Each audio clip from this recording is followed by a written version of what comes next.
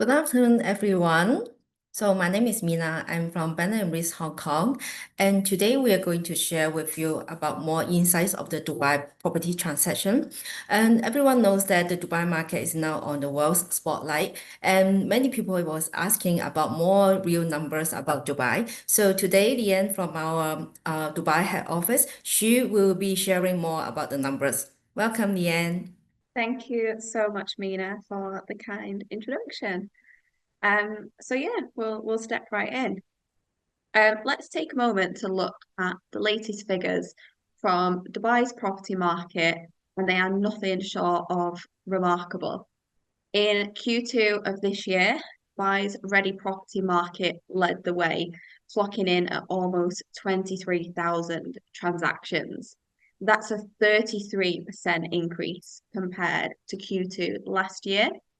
This surge reflects strong buyer confidence and continued demand for ready homes. Meanwhile, the off-plan segment broke records of its own with an impressive 30,000 transactions, which is a 16% year-on-year increase. This shows sustained interest from investors looking for long-term growth opportunities in the region. These numbers confirm what we're seeing on the ground here in Dubai's property market. It remains one of the most dynamic and attractive investment destinations globally. Developer market share for off-plan sales in Q2 this year. EMA led the market with approximately 13 to 14% share. Damac followed closely with around 13%. Shoba also held a significant market share of approximately 7 to 9%. There are also other active players, including Bingati, Nakheel, Azizi, Danube, Miras, and Samana. They secured individual shares ranging between 2 and 5%. The off-plan segment in Q2 2025 was dominated by a few major developers. This doesn't mean that you have to buy with these developers, but this is why it's crucial to get the right advice with your agent. Dubai then and now. 2005, landmark projects such as Arabian Ranches, Dubai Marina, and Emirates Living were delivering thousands of new homes and reshaping the city's footprint. In 2008, property prices surged by 63%. By mid-2008, fueled by strong demand and investor confidence. And then, of course, 2010 came. Burj Khalifa was built on the 4th of January, 2010. Dubai Marina has transformed from a major construction zone in 2006 into a fully developed waterfront district with over 200 towers, a vibrant residential and tourist community, and key landmarks such as Dubai Marina Mall, JBR, and the Dubai Tram. The Sheikh Zayed Road has transformed from a quiet desert highway in the early 1990s into Dubai's main urban corridor. Once a simple road with minimal development, it's now aligned with skyscrapers like the Burj Khalifa and Emirates Towers, served by the metro and connects key districts like downtown, DIFC, and Business Bay. Dubai is conveniently located as well, offering easy access to Europe, Asia, and Africa. It's home to Terminal 3, the world's largest airport terminal, as well as the world's largest tower, which is Burj Khalifa, and the largest mall, which is Dubai Mall. The UAE dirham is pegged to the US dollar, ensuring currency stability. Dubai's economy is supported by industries beyond oil and gas, including tourism, shopping, finance, and trade. The city has actively developed these sectors to reduce its dependence on oil, so the economy stays stable even when the oil prices change. The real estate market experienced significant growth in 2024, with a total of approximately 180,000 transactions, marking a 36.5% increase in volume and a 27.2% rise in value compared to 2023. In Q1 this year, the market maintained its upward trend, recording just over 45,000 transactions worth 142 billion dirhams, reflecting a 22% increase in volume and a 30% increase in value to the same period in 2024. From 2021 to Q2 25, Dubai's property market grew strongly, with transaction volumes rising each year. In Q1 this year, Dubai recorded over 45,000 sales. That's a 22% increase from last year. Meanwhile, Hong Kong's market peaked in 2021, but then it declined, with transactions dropping by 28% and prices falling nearly 30% by Q1 this year. Overall, Dubai showed growth while Hong Kong faced a slight downturn. The image here shows a 2025 ranking of the best cities for property investment. Based on a property investment index, Dubai ranks first, highlighting it as the top city for property investment due to factors like price, rental yield, and market stability. The list also includes cities from the Middle East, Asia, and Europe. These figures highlight Dubai's attractiveness for investors seeking higher rental return. Factors contributing to Dubai's strong rental yield includes its tax-free environment, growing expat population, and relatively affordable property prices compared to other global cities. As shown here, the global residential price comparison in July this year highlights how favourable Dubai and Abu Dhabi are compared to other major cities worldwide. Their relatively affordable property prices make them attractive options for investors and homeowners as well. Dubai's residential prices rose between 16 and 18% year on year, with further growth expected through 2025, making it one of the fastest growing luxury markets globally. $1 million buys the least space in prime markets like Monaco and Hong Kong. In cities such as New York and Paris, it offers slightly better value. Meanwhile, buyers get significantly more space in cities like Dubai. This highlights the contrast in real estate value between established global hubs and emerging markets. Here is a map showing the price per square foot across different areas in Dubai. Established neighbourhoods like Palm Jumeirah and downtown Dubai have significantly higher prices. That's why we often recommend investing in coming areas where you can achieve a lower price per square foot and better value. Dubai continues to attract global investors for several key reasons. The first one being there is no property taxes, and buyers become eligible for a Golden Visa with a property purchase of 2 million dirhams. The city offers affordable luxury, as covered previously, and delivering excellent value in prime areas. And on top of that, Dubai's future-focused infrastructure, including the Etihad Rail, the expansion of Al Maktoum International Airport, and numerous large-scale developments, further enhances its long-term investment appeal. The UAE is consistently ranked amongst the safest countries in the world, with several Emirates placing in the top 6 globally.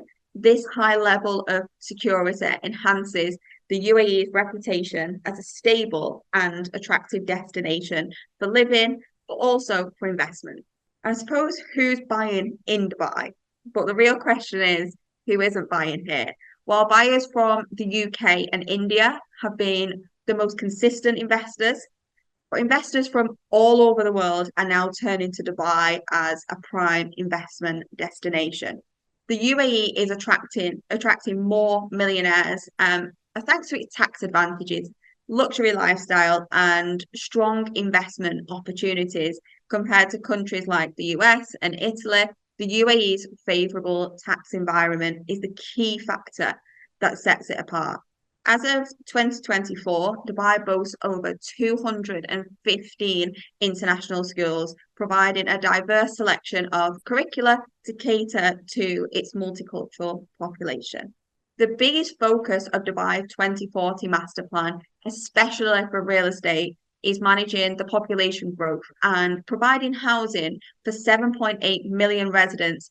that will come across the Emirates. The plan also includes expanding green spaces, education facilities, tourism, hospitality, and so much more. Dubai's Economic Agenda 2033 aims to diversify the economy by focusing on innovation, sustainability, and advanced technology sectors. It seeks to create the competitive business environment that drives long-term growth, job creation, and global investment.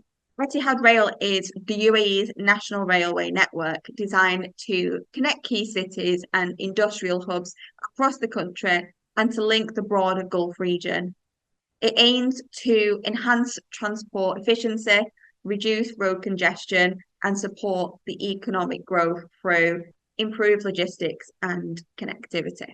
Al Maktoum International Airport plays a crucial role in Dubai's real estate growth by driving demand for nearby residential, commercial, and industrial developments. Its expansion boosts connectivity and logistics, making surrounding areas attractive for investment and supporting Dubai's position as a global business and trade hub.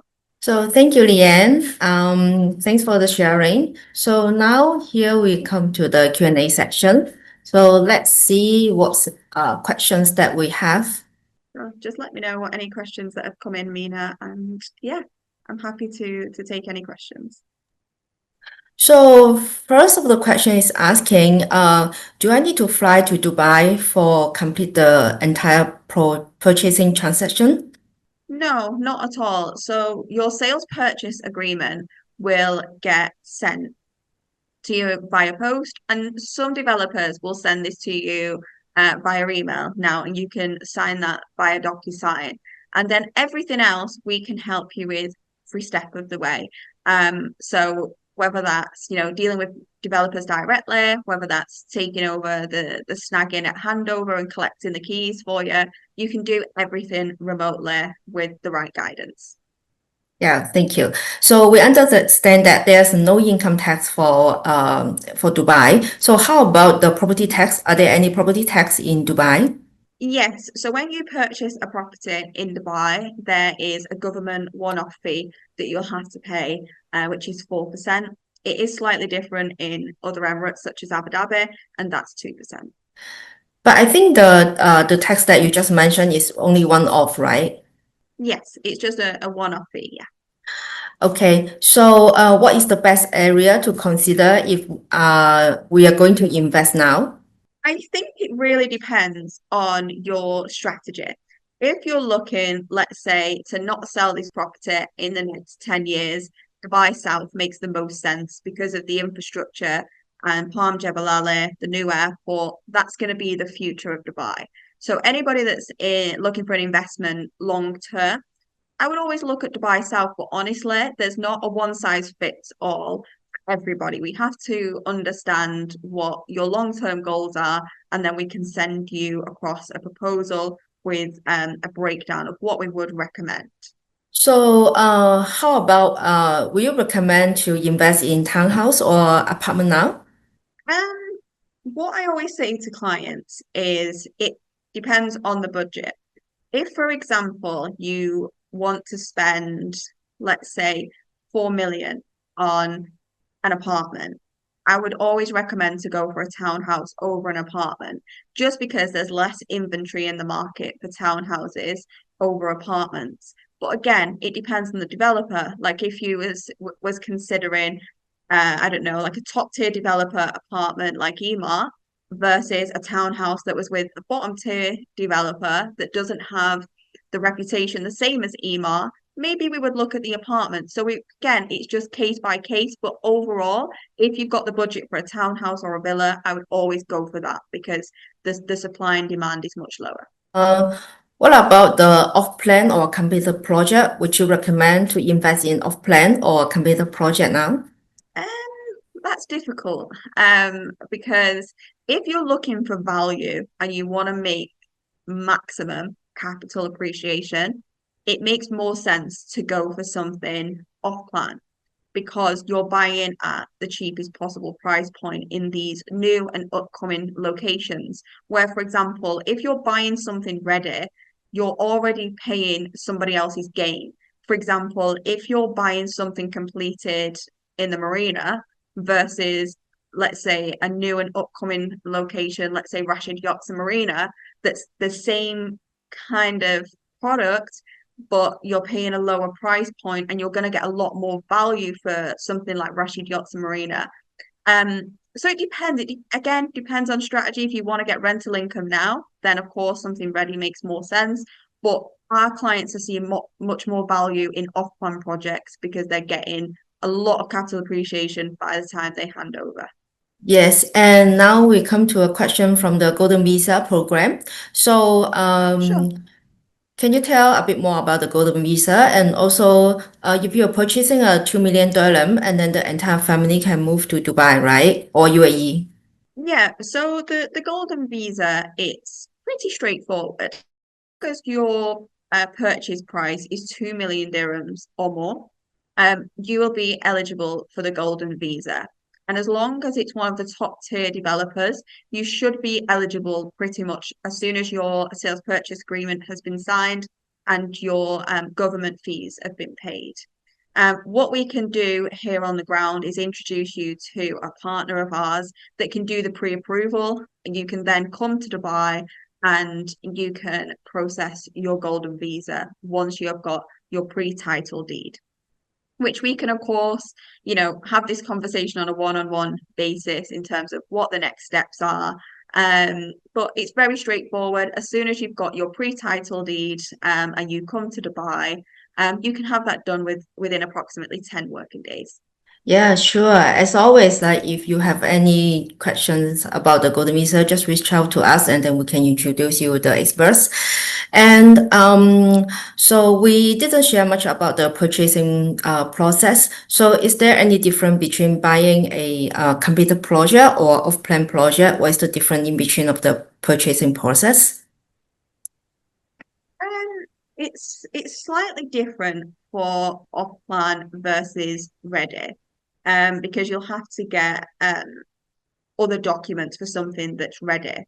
Where off-plan, of course, you've got a little bit more time to get all the documents prepared. So on the ground, again, our team can help you with both off-plan documents versus ready, but it's not too similar. There's just a couple more steps that you potentially have to take for ready properties. But of course, that's the reason you use somebody like Benham and Reeves, because we've got an office here in Dubai and also internationally. So I'll be able to help you in both cases. Yeah, another concern is about the payment terms. I think different developer, they offer the different payment terms, right? And I think most of the developer, they are like offering 60% before completion and 40% on completion, or like anything that in your experience, you can share a bit more. Yeah, so I suppose most of the developers in Dubai, it's not a one size fits all where it's 50% during construction, 50% on handover. Some developers, the typical payment plan would be 70% during construction and then 30% on handover. Emaar, for example, all of their payment plan is the same across all projects. It's 80% during construction and then 20% on handover. So they do 20% a year because typically their projects are 4 years until they hand over. But that's typically how it would work. So you have to have majority of the equity to pay during construction milestones.